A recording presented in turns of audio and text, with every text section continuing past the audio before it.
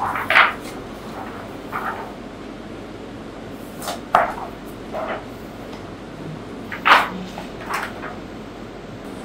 আপনার মায়ের তো আমরা হচ্ছে পশ্চিমবঙ্গ রাস্তায় পরীক্ষা করে দেখেছিলাম, বুঝতে পারছেন? দেখে ওরা মূত্রনালীটা যেটা সেটা হচ্ছে সরু হয়ে গেছে।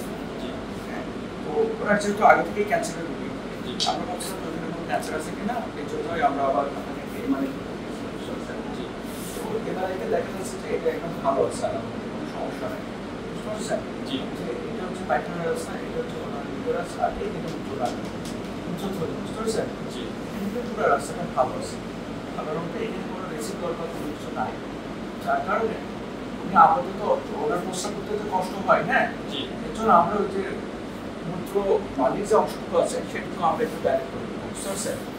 আমরা ডাইরেক্ট শুরু করে দেবো, ওটা ওখানে আমরা ইনসিশন দিই।